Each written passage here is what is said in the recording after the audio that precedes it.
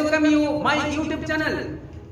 आज विश्व भर के लिए एक विशेष दिन है, क्योंकि हमने जून महीना का तीसरा संडे में पहुंचे हैं। जून महीना का तीसरा संडे को पूरे विश्व भर के लोग फादर्स डे के रूप में सेलिब्रेट करते हैं या पितृ दिवस के रूप में मनाते हैं। और ये सुंदर अवसर पर मैं फादर्स डे के बारे में कुछ कहना चाहूंगा, वचन पढ़ना चाहूंगा।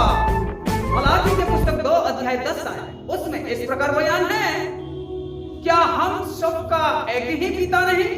क्या एक ही परमेश्वर ने हमको उत्पन्न नहीं किया? हम क्यों एक दूसरे से विश्वासघात करके अपने पूर्वजों की वाचा को तोड़ देते हैं? मेरे प्रिय भाई बहन, पूरे संसार में हमको जानकारी है कि 2 पिता हैं। एक तो हमारा जन्माने वाला पिता, जिसको हम सांसारिक पिता कहते हैं, और जिसके जरिए से हम इस धरती में आए हैं। और सबका पिता एक है, वो ईश्वर है। इसीलिए मलाकी कहता है, क्या हम सबका एक ही पिता नहीं? एक ही पिता कौन है? सबका वो है सृष्टिकर्ता, जिसको हम कहते हैं परमेश्वर, ईश्वर। ईश्वर सबका पिता है। और आगे लिखा है, क्या एक ही परमेश्वर ने हमको उत्पन्न नहीं किया?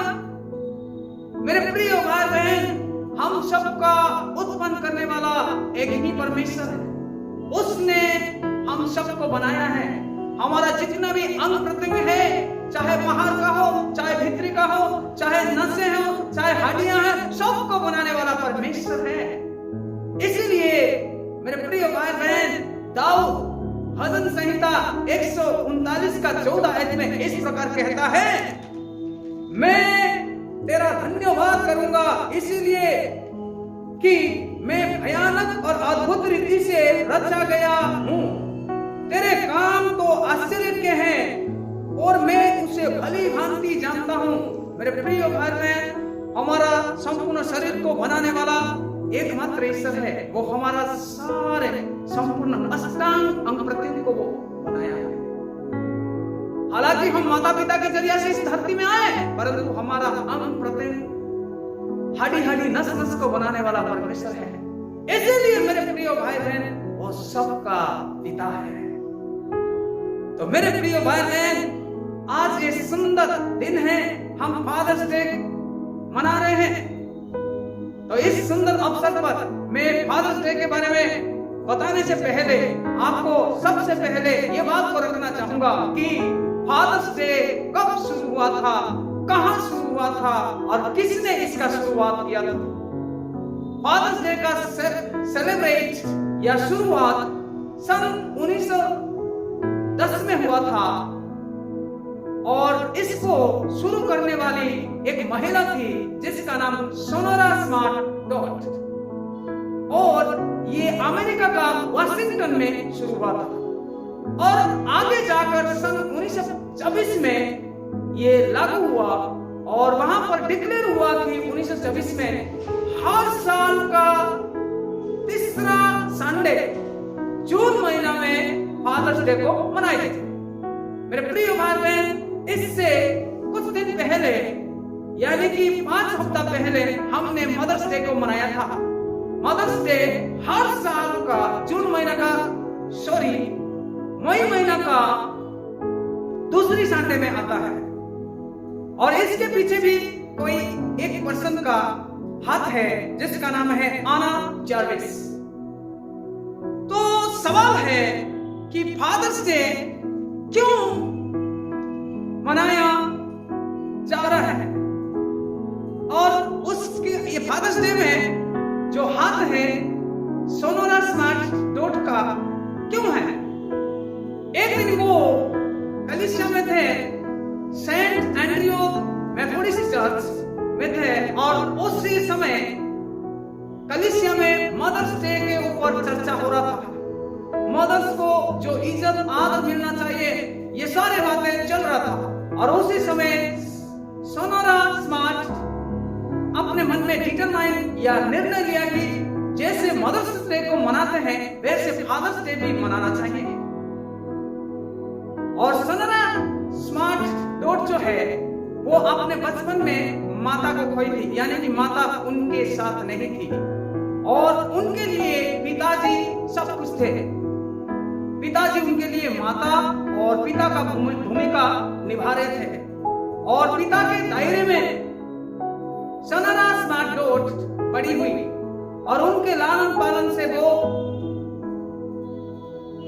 अपना मुकाम में पहुंच गए। तो मेरे प्रिय भाई बहन, जब वो ये सारे बातों को देखा, फादर्स को जैसे इज्जत मिल रहा है वैसे फादर्स को भी मिलना चाहिए, और उसने निर्णय लिया और वो शुरू किया सन 1910 में, लेकिन लागू हुआ सन 1924 में। और तब से लेकर आज तक हर साल का जून महीना का तीसरा संडे में फादर्स डे मनाते हैं, और आज भी जून महीना का तीसरा संडे है। तो ये सुंदर अवसर पर मेरे प्रिय भाई बहन, फादर्स डे के बारे में मैं कुछ कहना चाहूंगा। तो सबसे पहले हमारा पिता परमेश्वर जो है वो कैसे फादर का भूमिका को निभाते हैं उसके बारे में कहना चाहूंगा। कि जैसे कि आज हम वचन को पढ़ा मलाकी 2:10 में, वो सबका पिता है। और यहोशू नबी भी अपना वचन में कहता है, यहोशू नबी के पुस्तक 64:8 में, हे यहोवा तू हमारा पिता है, देख हम तो मिट्टी है और तू हमारा कुम्हार है, हम सब के सब तेरे हाथों के काम हैं। यानी कि परमेश्वर सबका पिता है और वो कुम्हार है और हम सब मिट्टी है और हमको उसने बनाया है और उसका हाथ का हम सब रचना है। तो मेरे प्रिय भाई बहन, वो परमेश्वर जो है सबका बनाने वाला है। और दूसरा कुरिन्थियों 6:18 में भी हमको ऐसे प्राप्त होता है कि परमेश्वर वो प्रतिज्ञा करता है या वादा करता है कि मैं तुम्हारा पिता हूंगा। उस वचन को पढ़े, दूसरा कुरिन्थियों 6:18 में, और मैं तुम्हारा पिता हूंगा और तुम मेरे बेटे बेटियां होंगे। ये सर्वशक्तिमान प्रभु परमेश्वर का वचन है। मेरे प्रिय भाई बहन, ये सर्वशक्तिमान प्रभु परमेश्वर का वचन है कि वो हमको ये प्रतिज्ञा किया कि हम उसके बेटे बेटियां हैं। और अगर हम देखें रोमियो पुस्तक 8:14 और 15 आयत को, तो उसमें भी ऐसे वर्णन है, इसीलिए कि जितने लोग परमेश्वर के आत्मा के चलाए हुए चलते हैं वे ही परमेश्वर के पुत्र हैं। 15, क्योंकि तुमको दासत्व की आत्मा नहीं मिली कि फिर भयभीत हो, परंतु ले पालन की आत्मा मिली है, जिससे हम हे अब्बा, हे पिता कहकर पुकारते हैं। मेरे प्रिय भाई बहन, हम परमेश्वर को हे अब्बा, हे पिता कहकर पुकारते हैं, क्योंकि उस परमेश्वर ने हमारे अंदर ले पालन के आत्मा डाला है और प्रभु यीशु मसीह के लहू के द्वारा हमको खरीदा है और उनके कीमती लहू से हम खरीद गए हैं। और हम उस प्रभु परमेश्वर पर विश्वास करने का कारण आज हम उनके पुत्र पुत्रियां होने का अधिकार पाया है। और पुत्र पुत्रियां अधिकार पाने का कारण मेरे प्रिय भाई बहन, हम परमेश्वर को हे अब्बा, हे पिता करके हम कह सकते हैं।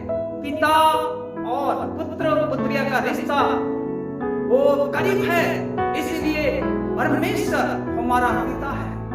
और पिता परमेश्वर का जो अधिकार है वो अधिकार हम सब उनके संतान होने के नाते हम सब उसके उत्तराधिकारी हैं। क्योंकि प्रभु यीशु मसीह ग्रेट कमीशन जब वो दिया अपना स्वर्गारोहण से पहले, स्वर्ग और पृथ्वी का अधिकार मेरे हाथ में है। अगर प्रभु परमेश्वर के पास स्वर्ग और पृथ्वी का अधिकार है तो हम उनके संतान संतति होने के नाते हम उसके उत्तराधिकारी हैं।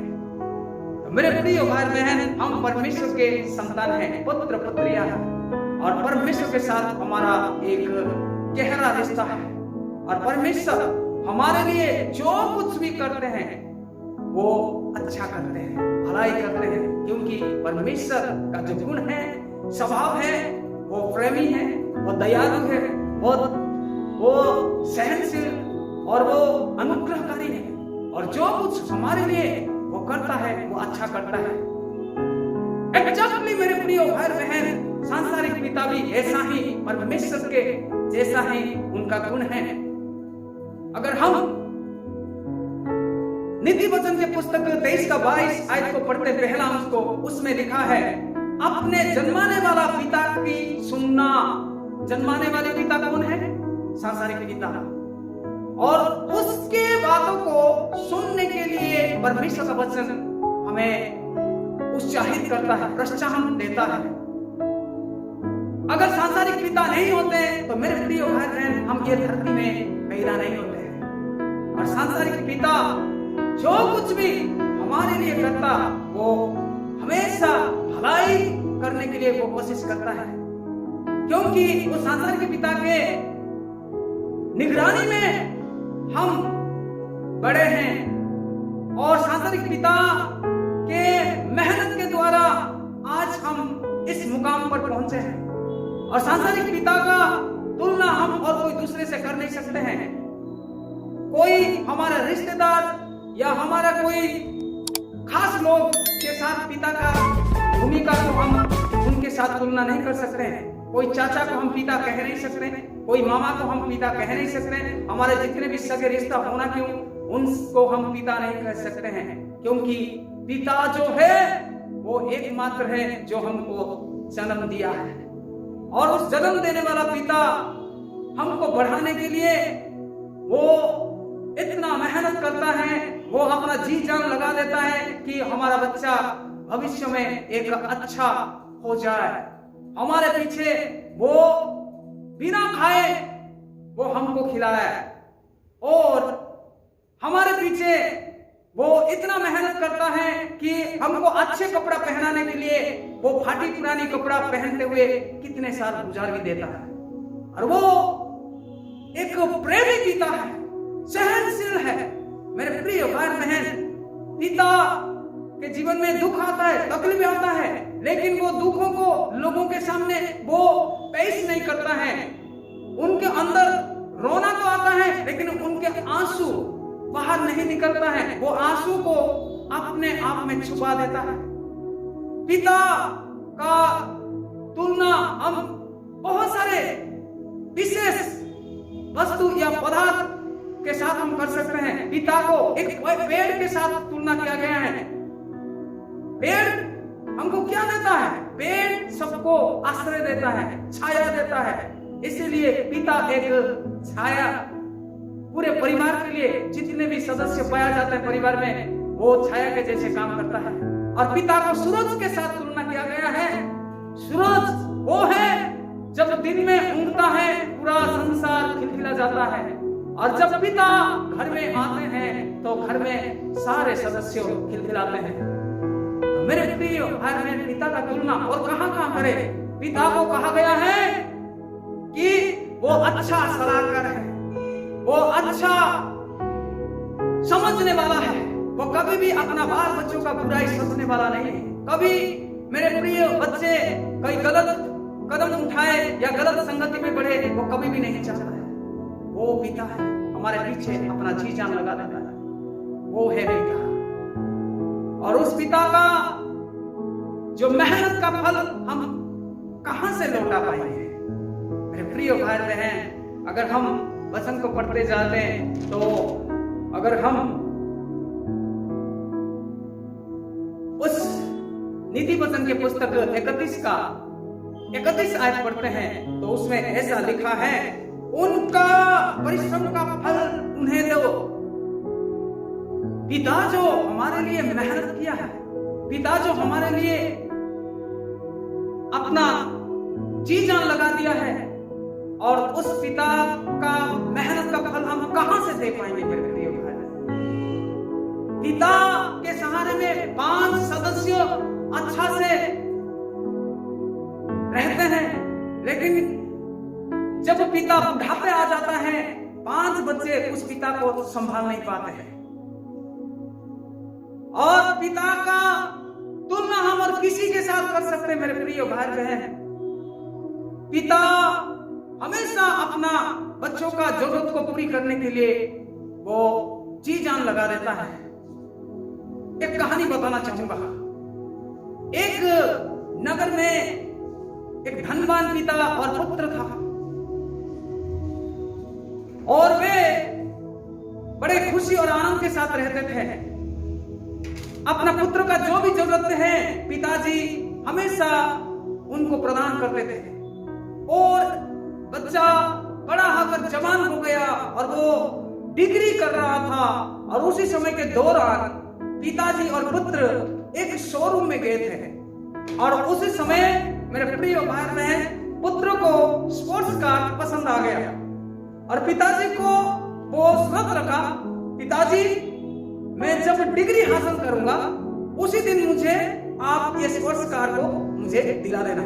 ठीक है बेटा, तू अपना मन लगाकर पढ़ाई करना, अगर अव्वल नंबर के साथ पास होगा तो तेरे जरूरतों में जरूर पूरी करूंगा। तो मेरे प्रिय भाई बहन उस बच्चा उस पुत्र जी जान लगाकर बढ़िया से पढ़ाई किया और डिग्री हासिल किया, स्नातक उसको ले लिया और स्नातक उसको लेने के बाद पिता के पास पहुंचा और पिता को कहा, पिताजी आपके कहने के अनुसार मैं बढ़िया से पढ़ाई किया और मैं डिग्री हासिल किया, ये है सर्टिफिकेट। और जब सर्टिफिकेट को पिताजी देखा तो वो खुश हो गया और पुत्र ने डिमांड किया, आपने जो मुझे वादा किया था उस वादा को भी पूरी करिएगा। तो पिताजी मुस्कुराया और चुप रह गया।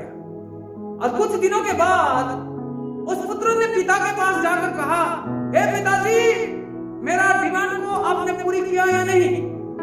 तो उसी समय पिताजी ने एक डायरी को दे दिया। जब डायरी को दिया तो पुत्र भड़क गया, गुस्सा हो गया, पिता के ऊपर नाराज हो गया। हे पिता आप क्या कर रहे हो? मैं बचपन से लेकर आज तक पढ़ाई कर रहा हूँ और आज फिर मुझे ये डायरी दे रहे हो और मैं क्या पढ़ूं? करके वो डायरी को अपना स्टडी रूम में फेंक दिया और पिताजी से नाराज होकर वो बाहर चला गया और पिताजी को कहकर गया, आज से मैं और घर नहीं आऊंगा, मैं बाहर नौकरी करके मैं अपना जिंदगी गुजारूंगा और घर तक नहीं आऊंगा। तो मेरे प्रिय भाई बहन पिताजी उनका राह को देख देख कर पिताजी खत्म हो गए। जब पिताजी खत्म हुए ये संवाद जब उस बेटा के पास पहुंचा और वो क्या है कि अपना माताजी को मिलने के लिए आए और माताजी को मिलने के लिए आए और जाकर वो स्टडी रूम में जाकर जब बैठा उस समय वो डायरी को देखा और उस डायरी को देखकर उसने सोचा, ये डायरी में क्या है जिसके कारण मैं अपना पिता को धफा देकर नाराज होकर चला गया? ये डायरी में क्या है? तो डायरी को जब लेकर वो खोला तो उसी समय मेरे प्रिय भाई बहन उस स्पोर्ट्स कार का चाबी था, की था। जब उस चाबी को देखा, स्पोर्ट्स कार का चाबी को, तो मेरे प्रिय भाई बहन उस लड़का उस पुत्र फुट फुट कर रोने लगा, मेरे पिताजी क्या नहीं किया? उस पिताजी को मैं नाराज करके चला गया और वो मेरे राहें देख देख कर खत्म हो गया और मैं चाह कर भी उनको और जिंदा कभी देख नहीं गया। तो मेरे प्रिय भाई बहन पिताजी कभी भी अपना बाल बच्चों का ख्वाहिश को पूरी ना करने के लिए नहीं सोचता। अगर सक्षम है वो जरूर बच्चे जो डिमांड करते हैं उसको लाकर उनको दे देता है। ये होता है पिता। तो इसलिए उन्होंने जो कुछ हमारे लिए करते हैं उनको हम किसी तरह से वापस करेंगे। अगर हम मरकुस लिखित सुसमाचार 5 अध्याय 21 से लेकर 24 आयत तक पढ़ते हैं तो उसमें एक पिता अपना पत्नी को वो सोचा नहीं, वो आराधना लेकर एक सरदार था जिसका नाम आयरे है और वो यीशु मसीह के पास गया और यीशु मसीह के कदमों पर गिरा और वो ये विनती करने लगा, हे प्रभु तुम मेरे घर में आकर मेरे बेटी के लिए प्रार्थना कर। तो मेरे बेटी मरने पर है, अगर तू प्रार्थना कर देगा तो मेरी बेटी जिंदा हो जाए। तो मेरे प्रिय भाई बहन अपना बाल बच्चे के लिए पिताजी क्या नहीं करते हैं? अपना पत्नी जो सरदार उस पत्नी को छोड़कर वो गिड़गिड़ा है। पिता का गुण को हम कैसे वापस कर सकते हैं? इसलिए मेरे प्रिय भाई बहन मैं आखिरी बात आपको रखना चाहूंगा कि पिता बड़े प्यारे होते हैं। अगर लूका लिखी सुसमाचार 15 अध्याय उस उड़ाऊ पुत्र के बारे में अगर देखते हैं, उस लूका लिखी सुसमाचार 15 अध्याय में 3 बातें लिखी हुई है, या 3 बातों का दृष्टांत वहां पर है।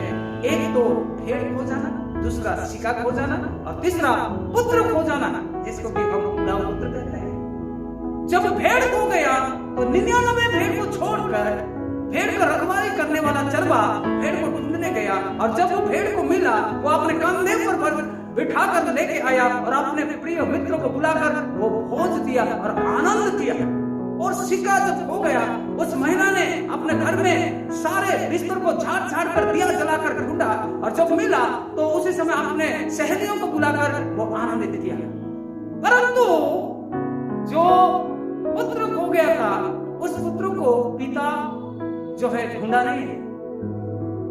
बाइबल में अगर हम पढ़ते हैं तो कहीं भी पिता ने उस बेटा को ढूंढने के लिए गया करके लिखा नहीं है, लेकिन उनके मन में एक आत्मविश्वास था कि जो मेरा बेटा खोया है, जो मुझे छोड़कर गया है, एक दिन मेरे पास आएगा।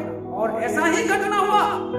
जब वो बेटा सब कुछ खो दिया और आखिरी में वो सूअर जो खाते थे फलियों, उसको जब खा रहा था, उसी समय उनको होश आया। जब होश आया, मेरे पिता के पास तो सब कुछ है, मेरे पिता के चाकर नौकर खाकर भी खाना बच जाता है, और आज मुझे ये फलियों में नहीं मिलता है, और मैं जाऊंगा पिता के पास। और पिता के पास मैं जाऊंगा तो एक पुत्र के अधिकार में नहीं, बल्कि नौकर के अधिकार में जाऊं। और वो गया। जब वो गया, दूर से उसके पिता देखकर वो भागा, और अपना पुत्र को देखकर वो गाने लगाया। मेरे प्रिय भाई बहन, ये जो बेटा है वो कितना गंदगी में था, क्योंकि उनके शरीर से बदबू या दुर्गंध आ रहा होगा, क्योंकि वो सूअर को चला रहा था, और वो फाटी पुरानी कपड़ा पहन के आया है, और उनका बाल इतना निकला था और उनका नाखून इतना निकला था, तो उनको बेसुरत लग रहा था। तो भी पिता होने के नाते उस बेटा को वो गाले लगाया। तो पिता का गुण हम किसके साथ तुलना कर सकते हैं? मेरे प्रिय भाई बहन, उस पिता के बारे में बहुत सारे वचन है बाइबल में, लेकिन एक बात मैं कहकर खत्म करना चाहूंगा कि जो प्रभु परमेश्वर ने जो 10 आज्ञा में से एक आज्ञा को दिया है, अपने माता पिता का आदर करो। अगर हम निर्गमन पुस्तक पढ़ते हैं तो उसमें इसका वर्णन है। निर्गमन पुस्तक 20 अध्याय अगर 12 आयत को पढ़ते हैं तो उसमें लिखा है कि तू अपने पिता और माता का आदर करना, जिससे जो देश तेरा परमेश्वर यहोवा तुमको देता है उसमें तू बहुत दिन तक रहने पाए।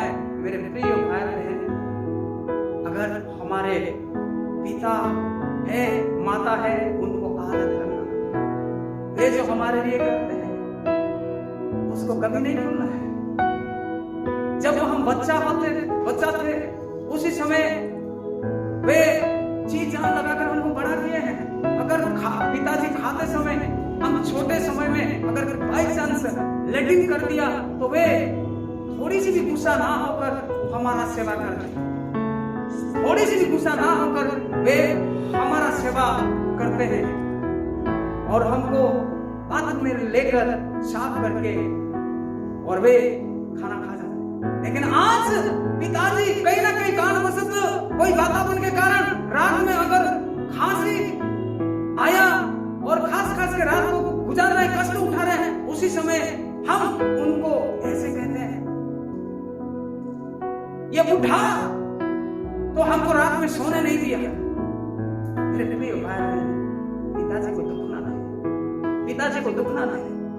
अगर हम लेवी व्यवस्था या निर्गमन पुस्तक 15 का 21 का 15 और 17 आयत पढ़ते हैं तो पिता और माता को कभी भी मारपीट या दुख ना दे, क्योंकि उसका परिणाम मौत है। इसलिए मेरे प्रिय भाई बहन, माता पिता का आदर करो। इसलिए संत पौलुस भी एफिसियों मंडली 6 अध्याय में कहता है, हे बालकों, प्रभु में अपना माता पिता का आदर करो, क्योंकि ये आज्ञा है और परमेश्वर की ओर से प्रतिज्ञा है। अगर हम माता पिता का आदर करते हैं तो हम इस धरती में और 4 दिन तक दिखा रहे हैं। मेरे प्रिय भाई बहन, पिता अगर है तो उनका आदर करें। आज फादर्स डे है तो बहुत सारे लोग अपना व्हाट्सएप स्टेटस में या फेसबुक एड स्टोरी में आपने पोस्ट कर दिया, हैप्पी फादर्स डे करके विश कर दिया, लेकिन एक दिन नहीं, जब तक पिता लोगों का सांस चलता है तब तक उनको आदर करो, विश करो और उनको जितना हो सके खुशी दो, क्योंकि उनके जरिया से आज हम इस मुकाम पर पहुंचे। मेरे प्रिय भाई बहन, पिता का परिश्रम को हम किसी प्रकार से हम उनको दे नहीं सकते हैं। इसीलिए जो पिता हमारे पीछे जो मेहनत करते हैं उसके बिना हम सब अधूरे हैं। परिवार का जो परिभाषा है, पिता अच्छा सलाहकार है, उसके जैसा और कोई सलाहकार नहीं है इस धरती में। और माता हमारा आश्रय है, वो हमारा परछाई है, उसके जैसा और कोई हमें सहारा दे नहीं सकते। भाई हमारा साथ देने वाला है, उसके जैसा कोई साथ दे नहीं सकते। बहन जो होते हैं वो अच्छे सोचने वाले होते हैं अपने भाई या माता पिता के बारे में, उसके जैसा और कोई नहीं हो सकते। पति जो है वो अच्छा दोस्त या मित्र है पत्नी का, उसके जैसा और कोई हो नहीं सकते। और पत्नी जो है वो अच्छी सेवक, उसके जैसा और कोई हो नहीं सकते। और इससे बढ़कर हमारा पिता एक अच्छा सलाहकार है। प्रभु इस वचन के द्वारा आप सबको आशीष करें। फिर से मैं कहूंगा हैप्पी फादर्स डे। मैं गॉड ब्लेस यू।